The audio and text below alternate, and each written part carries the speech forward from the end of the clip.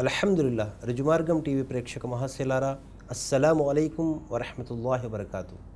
దీని అర్థం మనందరి సృష్టికర్త అయినటువంటి అల్లాహ్ యొక్క శాంతి మరియు శుభాలు మీ అందరి జీవితాలలో వర్షించుగాక. అఊజు బిల్లాహి మినష్ షైతానిర్ రజీమ్. బిస్మిల్లాహిర్ రహ్మానిర్ రహీమ్.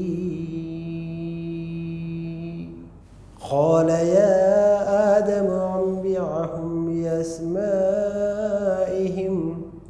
فلما أنبأهم بأسمائهم قال ألم أقل لكم إني أعلم غيب السماوات والأرض وأعلم ما تبدون وما كنتم تكتمون. రబ్బి ఇష్రహ్ లీ సద్రీ వయస్సిర్ లీ అమ్రీ వహ్లుల్ ఉఖ్దతం మిన్ లిసానీ యఫ్ఖహూ ఖౌలీ. రబ్బి జిద్నీ ఇల్మా సుబ్హానక లా ఇల్మ లనా ఇల్లా మా అల్లమ్తనా ఇన్నక అంతల్ అలీముల్ హకీమ్.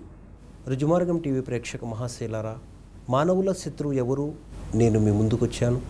గత ఎపిసోడ్లో మనం చెప్పుకున్న విషయాలు, సర్వలోకాల సృష్టికర్త అయినటువంటి అల్లాహ్ సుబ్హానహు వ తఆలా మొట్టమొదటి మానవుడు ఖలీఫాను సృష్టించినప్పుడు, అంటే ఆదం అలైహిస్సలాంను సృష్టించినప్పుడు, మరి దైవదూతలు అడిగినటువంటి ప్రశ్నల్లో రెండవ ప్రశ్న, వనహ్ను నుసబ్బిహు బిహమ్దిక వనుఖద్దిసు లక్, వల్ల నీ స్తోత్రం చేస్తూ నీ గొప్పతనాన్ని కొనియాడుతూ నీ పవిత్రనామాన్ని స్మరిస్తూ మేము ఉన్నాం కదా, మరి అలాంటప్పుడు ఈ మానవ జాతిని నువ్వు ఎందుకు సృష్టిస్తున్నావు అని దైవదూతలు అడిగినప్పుడు, ఖాల ఇన్ని ఆలము మాలా తాలము, నాకు తెలిసిన విషయాలని మీకు తెలియవు అని అల్లాహ్ సమాధానం ఇచ్చేసి, ఆ తర్వాత ఆదం అలైహిస్సలాంను పుట్టించటం, ఆ ఆదం అలైహిస్సలాంను పుట్టించిన తర్వాత వ అల్లమ ఆదమల్ అస్మా కుల్లహా, ఈ సృష్టిలో ఉన్నటువంటి సమస్త వస్తువుల పేర్లు ఆదం అలైహిస్సలాంకు నేర్పించడం జరిగింది. ఆ తర్వాత దైవదూతలు పిలిచి సుమ్మ అర్దహుం అలల్ మలాయికతి ఫఖాల అంబియోని బి అస్మాయి హౌలా ఇన్ కుతుం సాదిఖీన్, మీరు పలికేది సత్యమే అయితే ఈ వస్తువుల పేర్లేమిటో కాస్త నాకు తెలపండి అనేసి అల్లాహ్ సుబ్హానహు వ తఆలా దైవదూతలు అడగటం జరిగింది. అప్పుడు దైవదూతలు ఆ వస్తువుల పేర్లు చెప్పలేకపోయారు. అప్పుడు వెంటనే అల్లాహ్ సుబ్హానహు వ తఆలా ఆదం అలైహిస్సలాంతో, ఓ ఆదం, ఈ వస్తువుల పేర్లు నీవు వారికి తెలుపు అని అనగానే ఆదం అలైహిస్సలాం టకటక ఆ వస్తువుల పేర్లన్నీ కూడా దైవదూతలకు తెలియచేయడం జరిగింది. అంటే అల్లాహ్ సుబ్హానహు వ తఆలా మానవ జాతికి ఇచ్చినటువంటి మొట్టమొదటి ఆయుధం జ్ఞానం. ఈ జ్ఞానం ఆధారంగా దైవదూతలు సైతం ఆదం అలైహిస్సలాం ముందు తల వంచేశారు.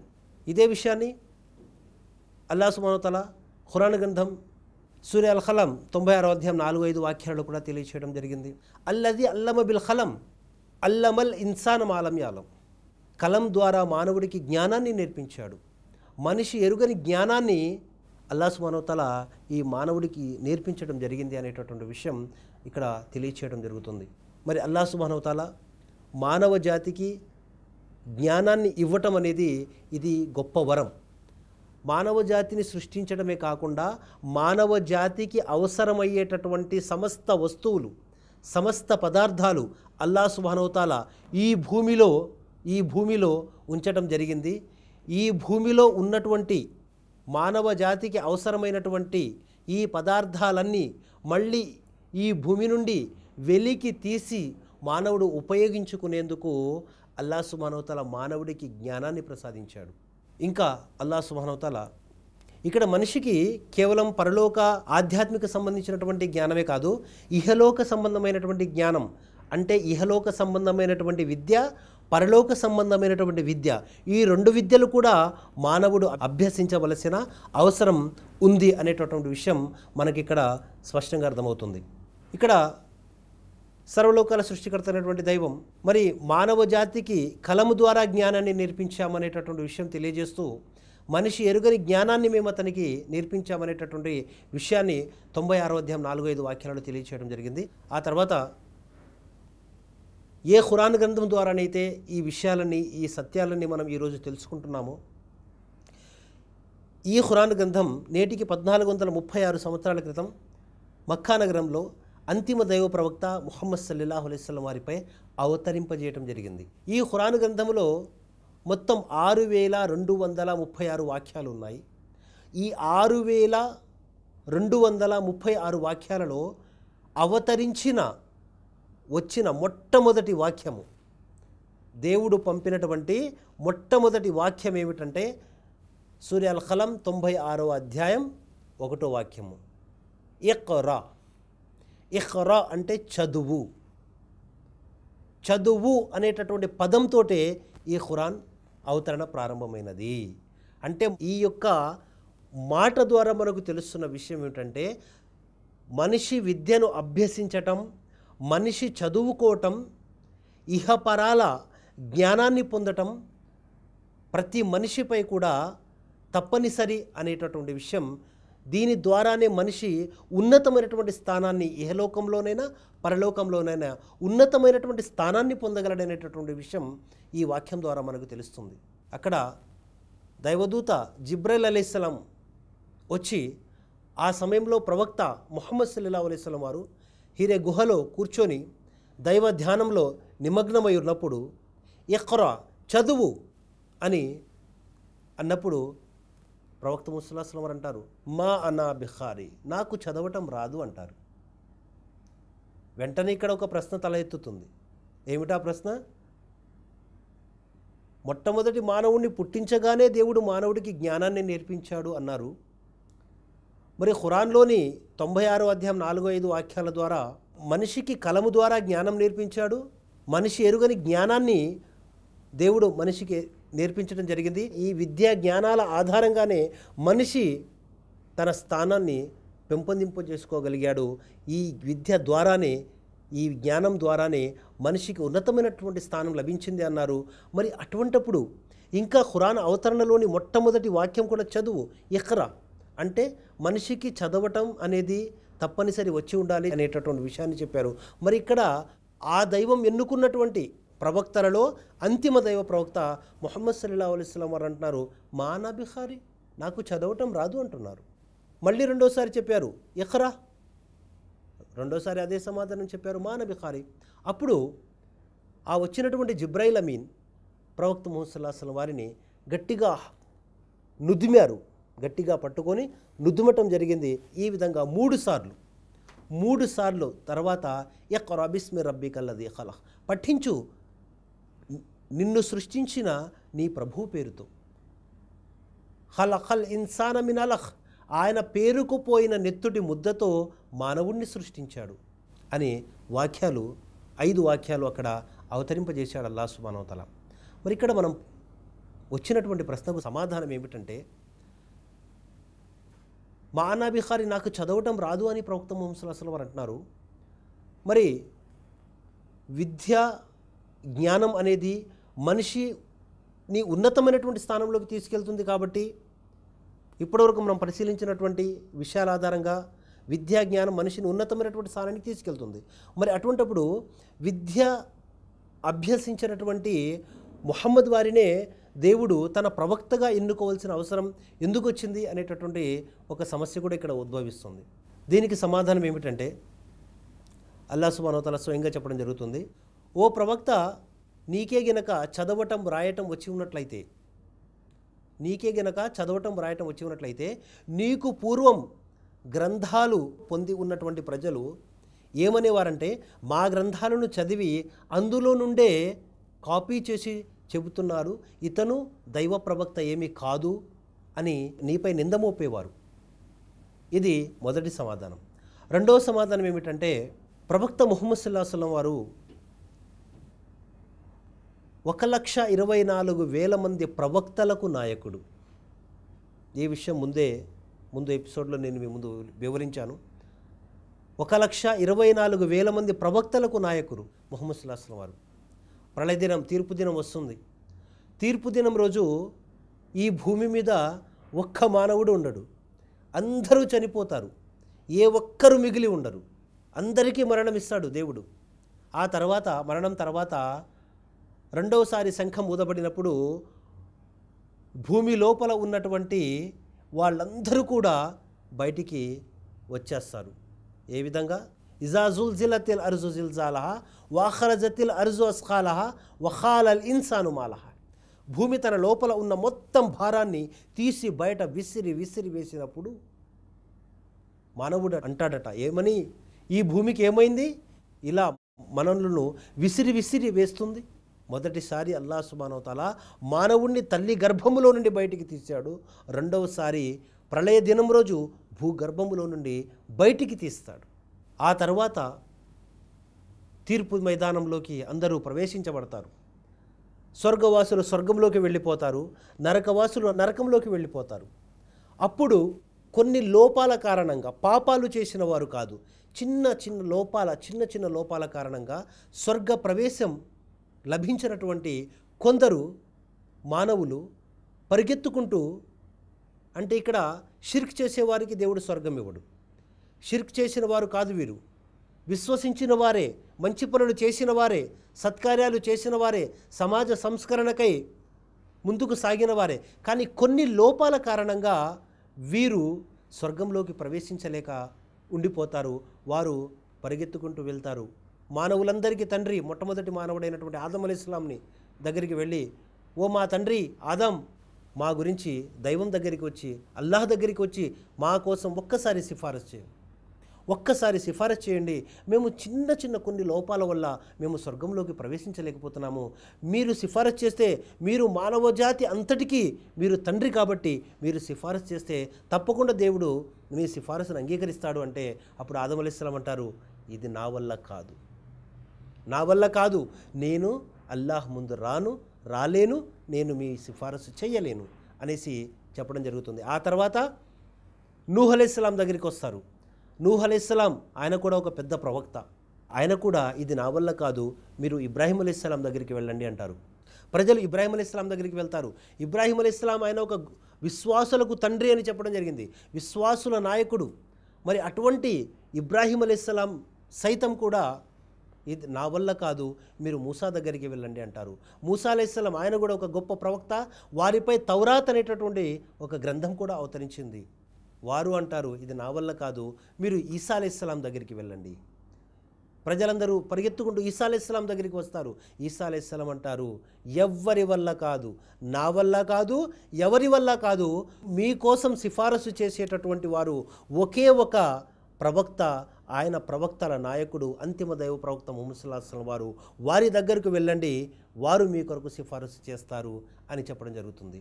తీర్పు దినం, ప్రళయ దినం రోజు ఈ మానవులందరూ ప్రవక్తలందరి దగ్గరికి వెళ్తారు. కానీ ఎవ్వరు కూడా మా వల్ల కాదు, మేము సిఫారసు చేయలేము, అల్లాహ్ ముందు వచ్చి మాట్లాడే ధైర్యము మాకు లేదు అని అంటారు.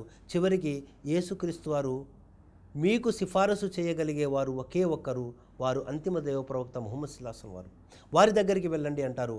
అప్పుడు ఈ ప్రజలు ఎవరైతే చిన్న లోపాల కారణంగా స్వర్గంలోకి ప్రవేశించలేకపోయారో వారు పరిగెత్తుకుంటూ వెళ్ళి ముహమ్మద్ సల్లల్లాహు అలైహి వసల్లం వారి దగ్గరికి వెళ్ళి విన్నవించుకుంటారు, ఓ అంతిమ దైవ ప్రవక్త, కారుణ్యమూర్తి, మీరు మా కొరకు అల్లాహ్ దగ్గర సిఫారసు చేయండి, మీరు మా కొరకు అల్లాహ్ దగ్గర సిఫారసు చేయండి, మేము కొన్ని లోపాల కారణంగా మేము స్వర్గంలోకి వెళ్ళలేకపోయాము. అప్పుడు అంతిమ దైవ ప్రవక్త ముహమ్మద్ సల్లల్లాహు అలైహి వసల్లం వారు తన సహాబాలతో చెప్తున్నారు, ఆ రోజున ఇలా జరుగుతుంది, ఆ రోజున నేను 7 రాత్రులు 7 పగలంత సమయం, అంటే పూర్తిగా 7 రోజులంత సమయం నేను అల్లాహ్ ముందు సాష్టాంగపడిపోతాను, అల్లాహ్ ముందు సాష్టాంగపడతాను. ఆ తర్వాత వీరందరి యొక్క సిఫారసు చేసి వీరందరినీ కూడా స్వర్గంలోకి తీసుకెళ్తాను అల్లాహ్ యొక్క ఆదేశంతో, అల్లాహ్ యొక్క ఆజ్ఞతోటి. అప్పుడు అల్లాహ్ సుబ్హానహు వ తఆలా అంటాడు, ఓ ముహమ్మద్, ఏమిటి, ఎందుకు నీ ఈ విధంగా సాష్టాంగపడ్డావు? అప్పుడు ముహమ్మద్ సల్లల్లాహు అలైహి వసల్లం వారు అంటారు, వల్ల కొన్ని లోపాల కారణంగా వీరు స్వర్గంలోకి వెళ్ళలేకపోయారు. వీరు షిర్క్ చేసిన వారు కాదు, నిన్ను సాటిగా కల్పించి ఇతరులను దైవాలుగా చేసిన వారు కాదు, నిన్నే ఆరాధించిన వారు. కానీ కొన్ని లోపాల కారణంగా వీరు స్వర్గ ప్రవేశం లభించలేదు. వీరి కొరకు నేను సిఫారసు చేస్తున్నాను, వీరిని స్వర్గంలోకి ప్రవేశించేటటువంటి భాగ్యాన్ని ప్రసాదించు అని అంతిమ దైవ ప్రవక్త ముహమ్మద్ సల్లల్లాహు అలైహి వసల్లం వారు వేడుకొని, ఆ తర్వాత అల్లాహ్ అనుమతి వస్తుంది, అల్లాహ్ ఆజ్ఞాపిస్తాడు, ఓ ప్రవక్త ముహమ్మద్, కారుణ్యమూర్తి, తీసుకెళ్ళు, వీరిని స్వర్గంలోకి తీసుకెళ్ళు అని ఆజ్ఞాపించడం జరుగుతుంది. ఆ తర్వాత ముహమ్మద్ సల్లల్లాహు అలైహి వసల్లం వారు వీరందరినీ కూడా స్వర్గంలోకి తీసుకొని స్వర్గంలోకి వెళ్ళటం జరుగుతుంది. ఇక్కడ మనకు అర్థమైనటువంటి విషయం ఏంటంటే తీర్పు దినం ప్రళయ దినం రోజు కొన్ని లోపాల కారణంగా స్వర్గంలోకి వెళ్ళనటువంటి ఈ ప్రజలకు ఏ ప్రవక్త కూడా సిఫారసు చేయలేదు, ఒక్క అంతిమ దైవ ప్రవక్త ముహమ్మద్ సల్లల్లాహు అలైహి వసల్లం వారు తప్ప. ఎందుకంటే ఆయన ప్రవక్తలందరికీ నాయకుడు కాబట్టి ఆయనకు ఆ యొక్క హోదా అల్లాహ్ సుబ్హానహు వ తఆలా ఆయనకి ఇవ్వటం జరిగింది. అంతటి గొప్ప హోదా కలిగినటువంటి, అంతటి గొప్ప స్థానం కలిగినటువంటి అంతిమ దైవ ప్రవక్త ముహమ్మద్ సల్లల్లాహు అలైహి వసల్లం వారు అసలు పుట్టకముందు తల్లి గర్భములో ఉన్నప్పుడే వీరి తండ్రి అబ్దుల్లాహ్ గారు మరణించారు. తల్లి గర్భములో ఉన్నప్పుడే తండ్రి ఛాయను కోల్పోయారు. పుట్టిన కొన్ని సంవత్సరాలకే తల్లిగారు మరణించారు. తల్లిగారైనటువంటి అమీనా గారు మరణించారు. ఆ తర్వాత అనాథ బాలుడు తాతగారి దగ్గర కొన్ని రోజులు పెరిగారు, బాబాయి దగ్గర పెరిగారు. చిన్నప్పటి నుండి కష్టం చేసి తినే అలవాటు వారికి ఉంది. ఒక అనాథ బాలుడుగా పెరిగినటువంటి అంతిమ దైవ ప్రవక్త ముహమ్మద్ సల్లల్లాహు అలైహి వసల్లం వారు లోకానికి కారుణ్యమూర్తిగా అల్లాహ్ సుబ్హానహు వ తఆలా చేయటం జరిగింది. ఇంకా ఒక అనాథ బాలుడిగా వెదిగినటువంటి అంతిమ దైవ ప్రవక్త ముహమ్మద్ సల్లల్లాహు అలైహి వసల్లం వారు 40 సంవత్సరములు మక్కాలో జీవితం గడిపారు. అక్కడ ఉన్నటువంటి మక్కా వాసులు ఈ 40 సంవత్సరముల ప్రవక్త గారి యొక్క జీవితాన్ని చూసి మక్కా ప్రజలు ప్రవక్త గారికి ఇచ్చినటువంటి బిరుదులు ఏమిటో తెలుసా? అమీన్ అమానత్దారుడు, సాదిఖ్ సత్యాన్ని పలికేవాడు. ఎవరిస్తున్నారు ఈ బిరుదు? మక్కావాసులు. ఇంకా దైవవాణి అవతరణ ప్రారంభం కాలేదు, ఇంకా దేవుని యొక్క గ్రంథం అవతరించడం మొదలు కాలేదు. దానికంటే ముందే కేవలం ఈ సాధారణమైనటువంటి ఇహలోకపు జీవితాన్ని చూసి, ఇహలోకపులో ఏదైతే జీవితం గడుపుతున్నారో ఈ జీవితాన్ని వీరితో పాటు జీవితం గడిపేటటువంటి ప్రజలు చూసి ఇతను ఎంత సత్యవంతుడు, ఇతను ఎంత అమానత్దారుడు అని ఆ రోజు అమీన్ అమానత్దారుడు, సాదిఖ్ సత్యాన్ని పలికేవారు అనేటటువంటి గొప్ప బిరుదులు పొందారు. తల్లి తండ్రి లేకుండా అనాథగా పెరిగినటువంటి వారు ఇంత గొప్ప బిరుదులను పొందారు అంటే వారి యొక్క అలవాట్లు, వారి యొక్క పద్ధతి, వారి యొక్క మాట్లాడే తీరు, వారు ప్రజల విషయంలో ఆలోచించే తీరు, సమాజ విషయంలో సమాజ సంస్కరణకే వారు ఆలోచించే తీరు ఎలాంటిదో ఒక్కసారి మనం పరిశీలించాలి. మరి అలాంటి అంతిమ దైవ ప్రవక్త ముహమ్మద్ సల్లల్లాహు అలైహి వసల్లం వారు ప్రవక్తలకు నాయకుడైనటువంటి ముహమ్మద్ సల్లల్లాహు అలైహి వసల్లం వారికి ఇహలోకంలో ఒక గురువు, తనకంటూ బోధన చేసినటువంటి, తనకంటూ విద్య నేర్పినటువంటి ఒక గురువు ఉండటం దైవానికి ఇష్టం లేదు. ఎందుకంటే స్వయంగా సర్వలోకాల సృష్టికర్త పరమ పవిత్రుడైనటువంటి అల్లాహే ముహమ్మద్ సల్లల్లాహు అలైహి వసల్లం వారికి గురువు.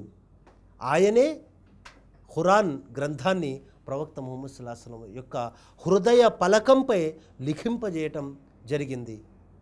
ఆయనే హృదయ పలకంపై ముహమ్మద్ సల్లల్లాహు అలైహి వసల్లం వారి యొక్క హృదయ పలకంపై ఈ ఖురాన్ గ్రంథాన్ని ముద్రిస్తానని, దీనిని నీ ద్వారా కంఠస్థం చేయించే బాధ్యత, నీకు జ్ఞాపకం చేయించే బాధ్యత, దీన్ని అర్థం చేసుకునేలా చేయటం ఇది నా బాధ్యత అనేసి దైవం స్వయంగా చెప్తున్నాడు.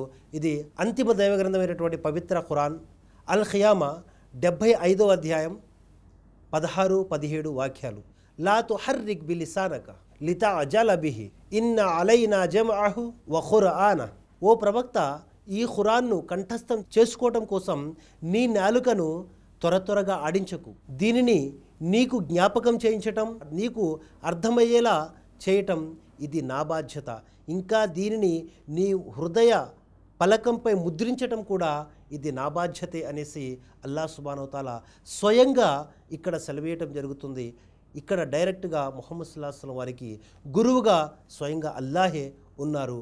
ఎందుకంటే ముహమ్మద్ సల్లల్లాహు అలైహి వసల్లం వారు ప్రవక్తలకే నాయకుడైనటువంటి ముహమ్మద్ సల్లల్లాహు అలైహి వసల్లం వారికి అల్లాహే గురువుగా ఉండటం ఇది భావ్యమైనది, సవ్యమైనది.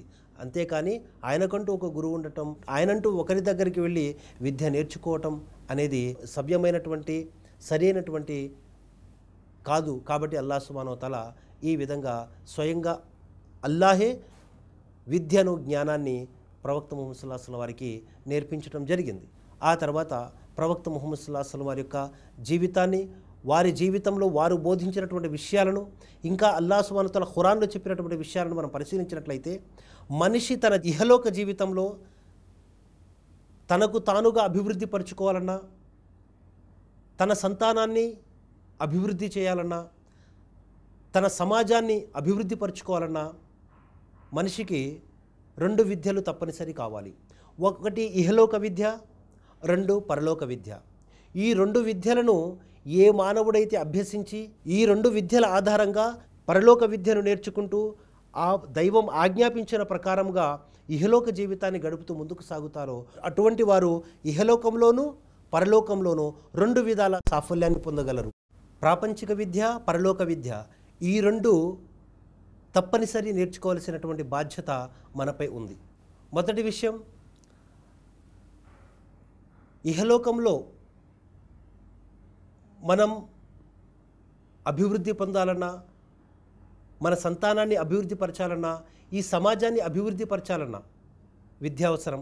2, మనల్ని సృష్టించినటువంటి ఆ సృష్టికర్త ఎవరు, ఆయన మనల్ని ఎందుకు పుట్టించాడు, అసలు ఈ పుట్టుక యొక్క లక్ష్యం ఏమిటి, ఎందుకు పుట్టాను, తర్వాత కొంతకాలం తర్వాత చనిపోతున్నాను, మరి ఎందుకు చనిపోతున్నాను అనేటటువంటి ఈ విషయాన్ని, అసలు ఎందుకు పుట్టించబడ్డాను, ఈ వ్యవధి ఎందుకు ఇవ్వబడింది 60-70 సంవత్సరాల వ్యవధి, ఆ తర్వాత ఎందుకు చనిపోతున్నాను, అసలు దీని గురించి అసలు మన ఆధ్యాత్మికమైనటువంటి గ్రంథాలు మనకి ఇస్తున్నటువంటి సందేశం ఏమిటి అనేటటువంటి విషయాన్ని తెలుసుకోవడం కోసం పరలోక విద్య కూడా మనిషికి తప్పనిసరి అవసరం.